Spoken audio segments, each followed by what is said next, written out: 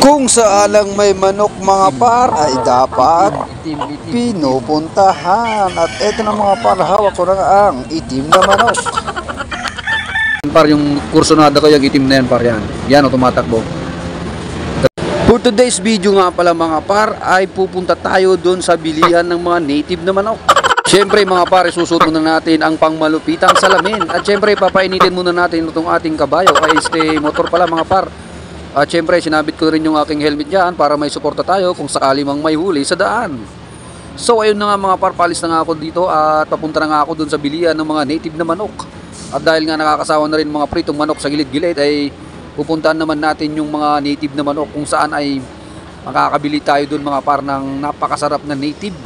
So malayo yung lugar mga par, kaya mag-shortcut na lang tayo rito at dadaan tayo dito sa may bypass na kung saan mas mapabilis ang ating pagpunta doon sa bilihan ng mga manok. Dahil kung saan yung maraming manok mga par ay dapat pinupuntahan. At so dito na nga tayo sa may bypass mga par at magbabiyahe tayo rito at medyo daan-daan lang tayo rito dahil napakaraming sakyan at sobrang bilis sa mga sakyan dito. At talaga namang maganda tong kalsada na to, bagong daan ata to mga par.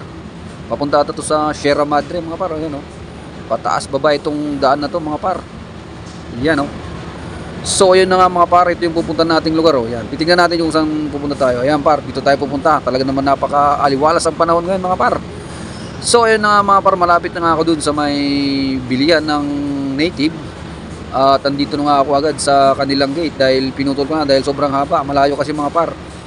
So ayun yung tao mga par at pumasok na nga ako sa loob at ayun may nakaubad pa mga par, ayun nag-vape pa. So ito na mga par, ayun o, yun ang bibili natin par, yung kursonada ko yung itim na yan par, yan o tumatakbo. Talaga naman napakarami nilang alaga rito mga par, may mga iba't ibang klase ng manok, native, mga pansabong, tsaka mga pato, titak, badak. So ito na mga par yung aking napili, itong itim ang balahibo, mukhang masarap to mga par na gawing tinola. At pagkatapos nga nun mga par ay dumiretso na nga ako dito sa palengke para bumili ng mga rekado, bawang, sibuyas at luya mga par. At pagpasok ko nga sa entrance mga par ay nakita ko yung magkasintahan no? Nagdi-date mga par at nagulat siya dahil naka-video pala itong camera ko. Tinalo? Ha? Pagkatapos nga namin magkwentuhan ng aking mga kaibigan mga par ay didiretso na tayo dito sa may palengke para bumili ng rekado para sa lulutuin nating tinolang native na manok. Siyempre bibili tayo dyan yung bawang na pamatay aswang daw, sabi nung unang panahon. Siyempre ang sibuyas na pampabansit ng sangaw at siyempre ang luya. Yan ang mga rekado ng tinola mga par. Siyempre bibili din tayo dyan ng sili mga par para yung lulutuin natin ay may konting anghang.